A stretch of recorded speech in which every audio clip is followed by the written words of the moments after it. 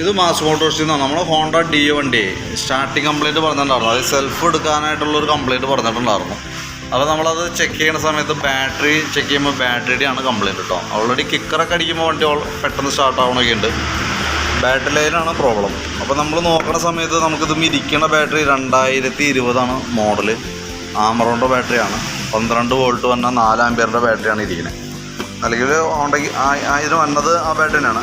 ഇത് ബാറ്ററിക്ക് സംഭവിച്ചാൽ ഫുൾ ഡെഡായി പോയേക്കാം. അതായത് എനിക്ക് തോന്നുന്നു ഉള്ളിൽ ഷെല്ല് കട്ടായി പോയിക്കണമെന്ന് തോന്നുന്നു. കാരണം നമ്മളിപ്പം മീറ്റർ കണക്ട് ചെയ്തിട്ട് അതിൻ്റെ ഡിജിറ്റൽ തെളിയാനുള്ള പവർ പോലും ബാറ്ററിക്കില്ല. കാരണം അതിൻ്റെ ഒരു കാലാവധി കഴിഞ്ഞാണ്. 2020 മോഡൽ എന്ന് പറയുമ്പോഴത്തേക്കും 4 വർഷമാണ് എന്തായാലും കേട്ടോ. ഇപ്പോൾ ബാറ്ററി മാറ്റിയാലാണ് നമുക്കത് സെൽഫിൻ്റെ കംപ്ലയിൻ്റൊക്കെ റെഡി ആവുള്ളൂ. തന്നെയല്ല ഹോൺ ഇൻഡിക്കേറ്ററൊക്കെ വർക്ക് ചെയ്യണേ. നമുക്ക് സ്റ്റാർട്ട് ചെയ്ത് ഓടുന്ന സമയത്ത് ഇൻഡിക്കേറ്റർ ഇട്ട് കഴിഞ്ഞാൽ വെറുതെ ഒരു മൂളിച്ച സൗണ്ട് ഉണ്ടാവും. അപ്പോൾ അതുകൊണ്ടാണ് ആ ഇൻഡിക്കേറ്റർ വർക്ക് ചെയ്യാനായിട്ട് തോന്നുന്നത്. പ്രോപ്പറായിട്ട് ഇൻഡിക്കേറ്റർ വർക്കിംഗ് അല്ല, ബാറ്ററിയാണ് കംപ്ലയിൻറ്റ്. അപ്പോൾ ബാറ്ററി മാറ്റണം കേട്ടോ. പിന്നെ അത് കൂടാതെ കൊണ്ട് നമുക്ക് ഒരു ബ്രേക്കിൻ്റെ ഏതോ ഒരു സ്വിച്ച്, അത് നമ്മളിപ്പോൾ പുതിയ ബാറ്ററി വെച്ച് നോക്കേണ്ടി വരും. കാരണം ഏതെങ്കിലും ഒരു സ്വിച്ച് ഡാമേജ് വന്നിട്ടുണ്ട്. പറയാൻ കാരണം വെച്ചാൽ ബാക്കിലേക്ക് വരുമ്പോഴത്തേക്കും ബാക്കിലത്തെ നമ്മുടെ ബ്രേക്കൊക്കെ പിടിക്കുമ്പോൾ അല്ലെങ്കിൽ പാർക്ക് നൈറ്റ് ഓടുന്ന സമയത്ത് തെളിയാനായിട്ടുള്ള ആ ഒരു ബൾബുണ്ട് ഇവിടെ, പാർക്ക് ബൾബ് എന്ന് പറഞ്ഞിട്ട്. അതിൻ്റെ ഇതൊക്കെ ഉണ്ടോ ശരിക്കും ഫുൾ അടിച്ചു പോയേക്കാണ്.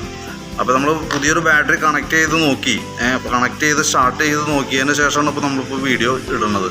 അപ്പോൾ കണക്ട് ചെയ്യുന്ന സമയത്ത് നമ്മൾ പുതിയ ഒരു ബൾബ് ഇട്ട് നോക്കുമ്പോൾ ഫുൾ ടൈം തെളിഞ്ഞ് നിൽക്കുകയാണ്. അത് ആ ബാറ്ററി ഏതോ ഒരു ബ്രേക്ക് സ്വിച്ച് ഏതെങ്കിലും ഈ സൈഡാവും, അല്ലെങ്കിൽ ലെഫ്റ്റ് സൈഡിലാവാം അല്ലെങ്കിൽ റൈറ്റ് സൈഡിലാവാം. ഒരു ബ്രേക്ക് സ്വിച്ച് ഡാമേജ് ഉണ്ട്. അപ്പോൾ അത് നമുക്കൊന്ന് മാറ്റിയിടേണ്ടതായിട്ടുണ്ട്.